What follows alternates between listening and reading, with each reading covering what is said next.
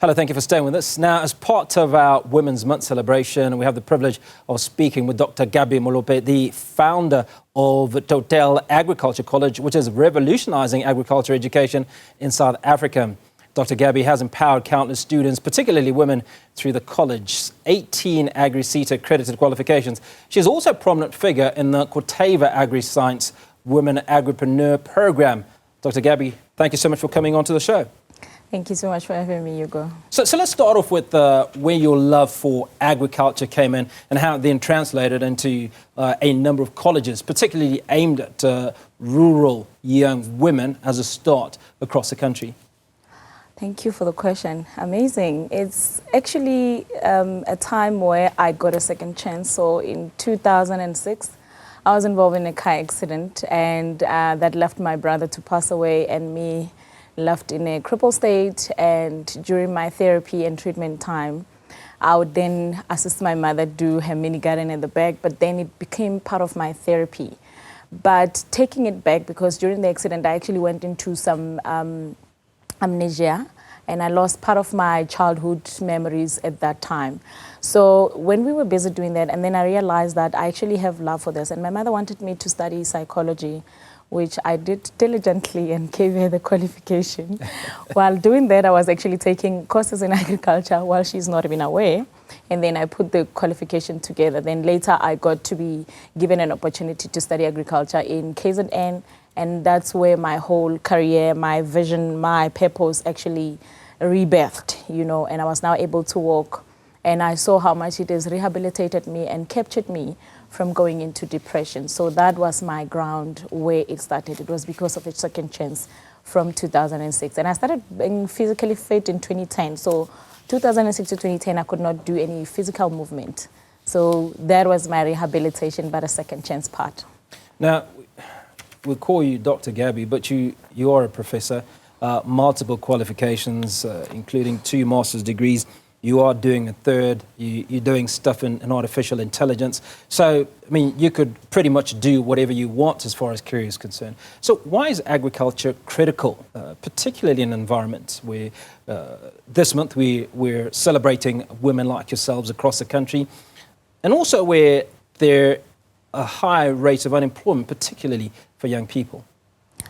Agriculture is more of an engine of life for all of us, and without it, we are actually not even existing. You know, I always say when people go to Toy, when they come back, they are hungry. When people go to give birth, they come back, they are hungry.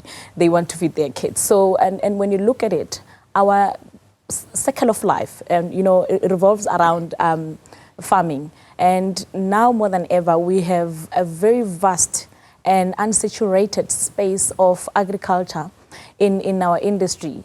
We also have opportunities that now are coming with the technology that is vested in us, the space of knowledge. And for me, I think the key things is the intellectual stimulation towards it. Because if you can give one person knowledge today, by the end of the afternoon, 2-3 people would actually hear that, oh, I went and learned about 1, 2, 3. So agriculture is just beyond the agri.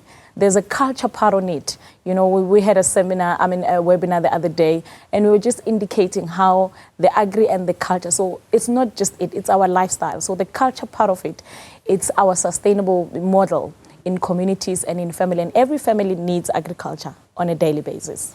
Now, what we do know is when you started this exercise, you were targeting young women, particularly in rural communities.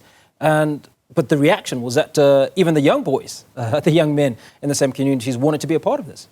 Very true, very true. And amazingly for me, it was women only and young women and, you know, elderly women, because I believe in historically knowledge and wisdom that they carry. But when I saw that the young men were coming, you know, in influx, and I realized that actually this is not just a thing for the women. It's a global problem, and they are actually seeing that this is us. But also because with women, they say you give a woman a seed, you get a farm.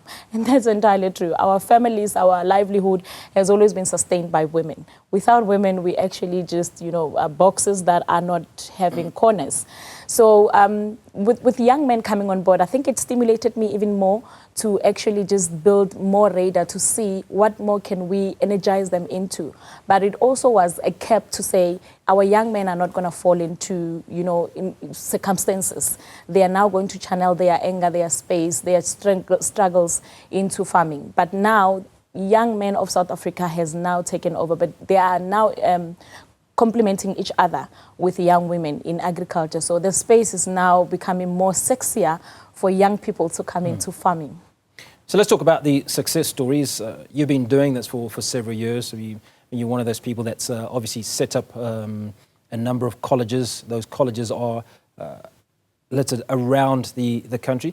Let's talk about the success stories. I mean, when you started out versus where you are today, what has the enrollment been like? And certainly some of the numbers, if we were to talk about numbers, or projects that have enjoyed growth over the last couple of years that you've been running this program.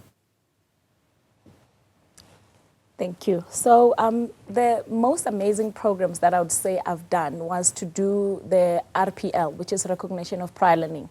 You know, the journey I took when we started collecting the knowledge and the information that is, in household from wisdom bearers. It was amazing just how much the graveyards is sleeping with so much knowledge and so much wisdom. So when I started doing that program, I realized that actually we need to document this intellectual property information before it can be taken outside of the shores of Africa, and before we know it, we have to buy it back. You know, there's a saying that common sense is no longer common these days. You have to pay to get common sense. So special projects was the RPL. The second one was the admission criteria that was set, that somebody that has grade 9 can be admitted in our college, must be able to read and write and obviously do a bit of mathematics.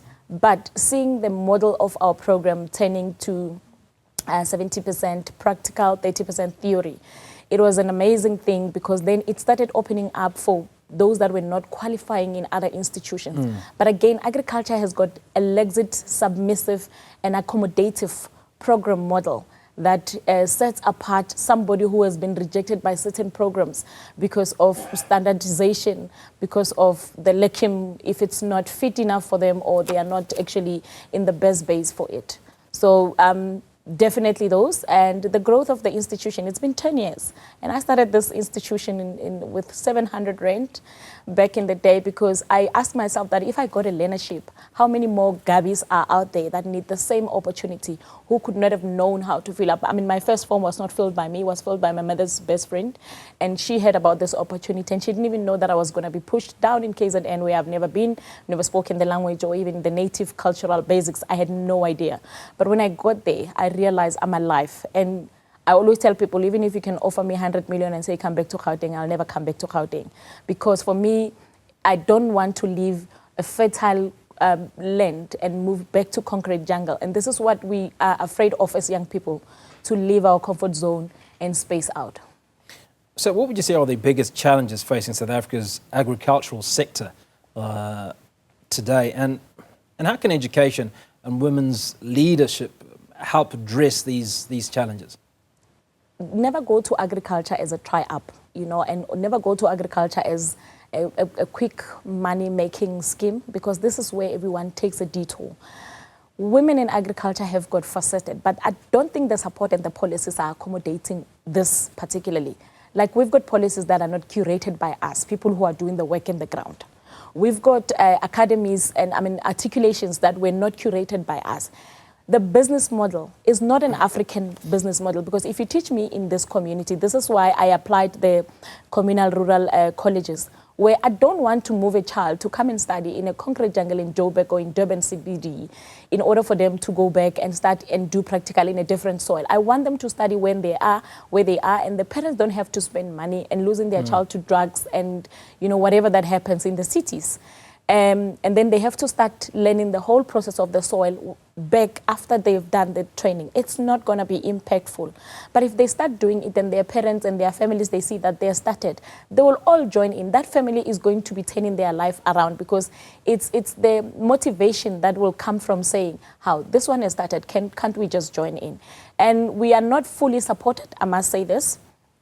I'm one of the people that have been given so much opportunities, and I took the opportunities not only for me. That's why starting the academies has been one of my key fold to say, even if I can impact 1% a day, that's enough. As long as I know that that person is equals to 7 family members that are relying on them. Now, yesterday, President Cyril Ramaphosa spoke at the Women's Day celebrations in Senin, and it emerged from some of the conversations that we had later on that one of the challenges that women are facing around gender-based violence is around economics, right? That they're staying in those relationships because they do not have earning capacity. Does agriculture offer a way out for women, either those that are unemployed or those that are looking to earn money? And if so, I mean, what is that process? What do women that are watching the show need to do? It's definitely a mind change and a mindset and characters that are actually embedded in us in women. When you set yourself apart with a different characteristics and culture, you can never move into agriculture space, but definitely agriculture will set you apart. For the past 10 years, I've never sent in my CV anywhere else. I've never even felt or think that I need to submit my CV somewhere else because I need to be a top earning somebody. But for me, every day, it's the same thing that comes back. What am I doing to improve what I did not do better yesterday? You know, I always have used this phrase that if plan A doesn't work, B, C, D, and D up to Z, something will work in between that. So I've got this very crazy, funny, methods that I use, but it actually sustains me. So it will definitely take them out. People are afraid to sell things that has to do with food, but they can sell hair, they can sell, perfumes and everything, but they cannot sell food. And this is where I come with the pride and the character. Who are you? Once you are unable to sell what feeds you, that made you to wake up today, then we've got a problem. So it's a mindset, it's a communal standard, it's a lifestyle, and it's also the subscriptions that we get into. Because as young women, we are subscribed to things on a daily basis, and that end up driving our path where we are going. Gabby, we are celebrating you and other women in South Africa this month. What is your word of advice to those young women out there on how do they make that paradigm shift? What do they need to do? They must take their space in agriculture. There's so much space in agriculture for women. They need to come and become agricultural journalists. They need to become agricultural lawyers because we've got bureaucracy when it comes to trade and on all that. You know, I've got students that I know that have studied accounting, but they're not doing so well in accounting firms. There's firms that require support, that require services from you. So if you're not employable, then you are self-employable. This is what they need to shift their mind to, that they must no longer add to the numbers. They must be the unique number that makes and sets standards now, because we cannot all follow standards. We have to make them. And when I say it's not saturated in agriculture, there is big things that are coming. Agricultural technology, during my time we didn't study that. So they've got spaces that have not been filled. The media, you cannot write about publication in agriculture when you're not an agriculturalist. You wouldn't understand the terminology. I mean, worst case is animal welfare. We currently have diseases that are rolling around and they're causing us and meat industry, in shambles. But we need somebody who's going to tell our story fully and correctly so, with articulation, with, intelligence in it. But moreover, you need to be a subject matter expert to be able to narrate our stories. So the industry is much more vision. Let me leave it in that. We've got a very vision industry that requires young women to stand up and take their space. And final thoughts before we let you go, Gabby. South Africa is hosting a G20 in a few months' time. How important is the agricultural conversation going to be there?